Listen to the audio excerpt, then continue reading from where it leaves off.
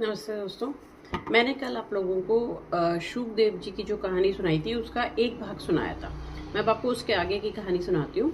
तो जैसा मैंने आपसे कहा कि भगवान ने कहा कि पार्वती जी से कि हाँ, मैंने भागवत का जो है वो अमृत पान किया है, इसीलिए मैं अमर हूँ। तो पार्वती जी के कहने पर भगवान महादेव जी ने जो है उन्हें भी वो कथा सुनाने के लिए तैयार हो गए। पर जब उन्होंने उसके लिए कहा कि मैं तुम्हें जब ये कथा सुनाऊंगा तो इसके नियम हैं कुछ, जैसे जब आप भागवत सुने तो आप सामने बैठकर सुनेंगे, आप पीछे बैठकर नहीं सुनते हैं। और भागवत के बीच में बार बार उठ उठ के नहीं जाना चाहिए, या ऐसा कहा जाता है कि बीच में बातें अपना मतलब ध्यान उधर ही रखें। अगर आप भागवत सुनने आए हैं तो बिल्कुल मग्न होकर उसको सुने, भगवान के अंदर तल्लीन अपना पूरा लीन होकर उसको सुनी जाए। और तीसरा ये कि जब आप भागवत सुन रहे हैं तो आप बीच बीच में हुंकारा भरते जाएं, ताकि जो सुना रहा है उसको ये रहे कि हाँ भाई आप सुन रहे हैं। तो शिव जी ने पार्वती जी से ये तीनों नियम कहे तो उन्होंने कहा कि ठीक है। अब जब भगवान ने ये कहानी सुनानी शुरू करी, भागवत जब सुनाना शुरू करा, तो उस वक्त कैलाश पर्वत पर भगवान महादेव थे और माँ पार्वती थी। और मैंने आपको स्टार्टिंग में कल सुनाया था कि वहाँ पर वो पक्षी के जो अंडा फूट गया था तेज हवाओं से, वो फूटा हुआ अंडा वहाँ पे पीछे पड़ा था जहाँ पे महादेव जी कहानी सुनाने वाले थे। तो जैसे ही उन्होंने कथा आरंभ करी, पार्वती जी ने हुंकारा भरना शुरू कर दिया। और नॉर्मली आप लोगों ने देखा होगा कि जब हम घर में भी भागवत कराते हैं तो हम सुबह से लेकर शाम तक करवाते हैं, लेकिन महादेव जी उन्हें सुबह 3-4 घंटे, शाम को 3-4 घंटे ऐसे करके वो सुनाते थे और माँ पार्वती उसमें हुंकारा भरे जा रही थी। तो जैसे जब उन्होंने ये शुरू करा और उन्होंने पहले दिन की अपनी कथा आधी करी होगी या पूरी करी, वैसे ही वो अंडा जो था, जो फूटा हुआ था, उसमें से एक पक्षी जीव निकल आया और वो भी पीछे बैठकर जो है महादेव जी की कथा सुनने लगा। अब 3-4 दिन तक जो है ये सुना रहे थे महादेव जी, जब कथा सुना रहे थे, क्योंकि आप लोग सब जानते होंगे कि भागवत जो है वो करीबन 7 दिन तक चलती है। वो भी जब आप नॉन स्टॉप चलाते हैं कि पूरा सुबह से लेकर शाम तक आप जब चलाते हैं तो वो 7 दिन तक चलती है। तो 3-4 दिन या 5 दिन बाद माँ पार्वती जो है थोड़ी सी थक गई थी और उनको भागवत सुनते सुनते नींद आ गई। लेकिन इधर ये जो पीछे अंडे से जो पक्षी निकला था, इसको बड़ा आनंद आ रहा था भागवत सुनने के अंदर, क्योंकि आप जब भागवत सुनते हैं तो आपने भी देखा होगा उसमें बहुत सारे ऐसे प्रसंग आते हैं जिसके अंदर बड़ा इंटरेस्ट आता है सुनने में। तो ये सुन के एकदम गदगद हो रहा था और सुने जा रहा था। तो जब जैसा कि मैंने कहा कि भगवान महादेव ने कहा था कि आप जब कहानी सुनेंगे तो उसमें हुंकारा भरते रहेंगे, तो माँ पार्वती ऊं ऊं करके हुंकारा भर रही थी। अब पार्वती जब सो गई, पार्वती जी, तो इस पक्षी ने सोचा कि अगर हुंकारा नहीं भरा तो महादेव जी कथा को रोक देंगे। अच्छा, महादेव जी ने ये भी कहा था कि देखो पार्वती, मैं जो है कहाँ जब कथा सुनाता हूँ तो आंखें बंद करके अपने मन में एकदम मन के उससे सुनाता हूँ, मन से सुनाता हूँ। तो जब तक तुम हुंकारा भरोगी मुझे पता रहेगा कि तुम कथा सुन रही हो, इसलिए अब मतलब इसीलिए उन्होंने कहा था कि आप हुंकारा भी भरते रहना।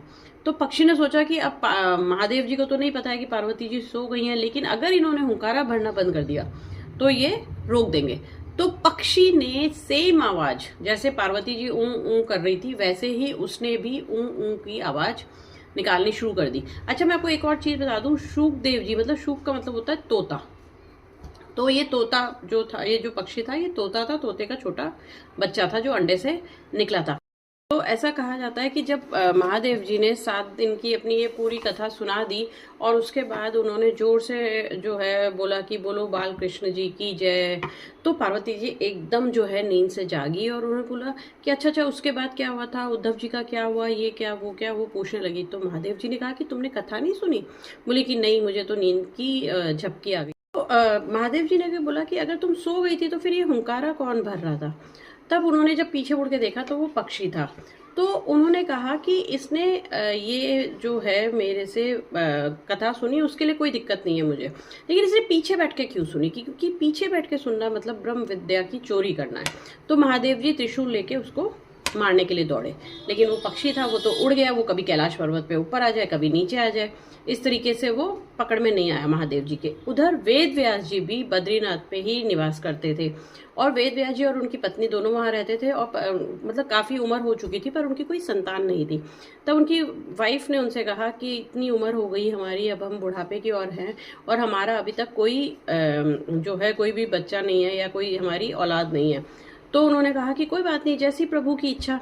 पर उनकी पत्नी ने जब ये बात कर रही थी तो उन्हें बहुत तेज उबासी आई और उन्होंने अपना मुंह खोला, और जैसे ही उन्होंने अपना मुंह खोला, ये वही वक्त था जब वो पक्षी के पीछे महादेव जी उनको मारने के लिए दौड़ रहे थे, और वो ऊपर से नीचे कर रहा था, और जैसे ही माता ने वो मुंह खोला, वो पक्षी मुंह के अंदर चला गया। तो ये ऐसा कहा जाता है कि उसके बाद में ये जो शुकदेव जी थे, या ये जो पक्षी था, ये माता के गर्भ में 12 साल तक रहा था। और ऐसा कहा जाता है कि वेद व्यास जी की पत्नी ने उनसे कहा था, अपने पति से कहा था, व्यास जी से, कि मेरे गर्भ में ही जो है मंत्र चलते रहते हैं, मंत्रों का उच्चारण होता रहता है। और वेद व्यास जी ने जो और शुकदेव जी ने जो है उस गर्भगृह को ही पूरा जो है एक मंदिर बना दिया था। ऐसा हमारे शास्त्रों में लिखा हुआ है कि आप जब गर्भ में रहते हो, जब आप माता के गर्भ में रहते हो 9 महीने, उससे ज्यादा पीड़ा वाला वक्त आपका कोई नहीं होता, क्योंकि वो एक कोठरी जैसा होता है। तो 9 महीने में उसके अंदर रहना भी बहुत बड़ी बात होती है, जिसमें ये जो पक्षी था या ये जो शुकदेव जी थे, ये 12 साल अपने माँ के गर्भ में रहे थे। उसके बाद में जब मतलब उन्होंने बोला कि ये ना तो बाहर आ रहा है, 12 साल हो गए, वेद व्यास जी ने कहा, तो उन्होंने बच्चे से कहा कि भाई तुम बाहर आ जाओ, क्योंकि तुम्हारी माता को जो है बहुत कष्ट हो रहा है, बहुत तकलीफ होती है। तो उसने कहा कि नहीं, मैं बाहर नहीं आऊंगा, हाँ अगर माँ कहेगी कि मेरे को तकलीफ है तो मैं आ जाऊंगा। तो उनकी पत्नी ने बोला कि मुझे इससे कोई तकलीफ नहीं है, उल्टा मुझे तो अच्छा ही है कि अंदर बैठ के पूरे जो है मंत्रों के उच्चारण होते रहते हैं, और मुझे बहुत ही अच्छा, बहुत ही शांति मतलब की जो है फीलिंग आती है।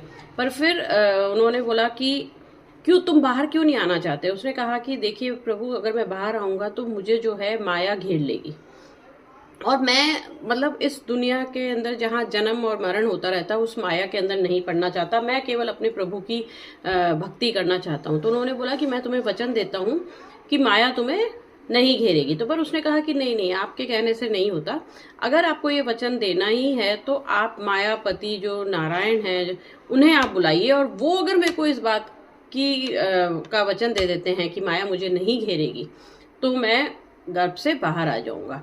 और ऐसा कहा जाता है कि उसके बाद में नारायण आए थे और उन्होंने उनको वचन दिया कि आप बाहर आ जाइए, अब आपको माया इस लोक में आपको माया नहीं घेरेगी। और वो पैदा होते ही ऐसा कहा जाता है कि शुकदेव जी जो है अपना कमंडल उठा के और अपना जंगल की ओर चले गए थे, ताकि वो वहां बैठ के अपनी शांति से भक्ति कर सके।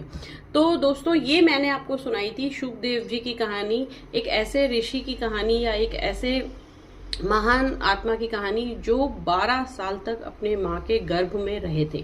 और मेरी इन दोनों कहानियों में मैंने आपको ये भी बताया कि शिव जी के गले में जो मुंडमाला है वो क्या है और क्यों है, और शुकदेव जी कौन थे। तो आशा करती हूँ आपको ये मेरी जो कहानियां हैं ये अच्छी लग रही होंगी। अगर आपको अच्छी लगती है तो प्लीज़ मेरे चैनल को सब्सक्राइब कीजिएगा और आप बेल आइकन को जरूर क्लिक कीजिएगा।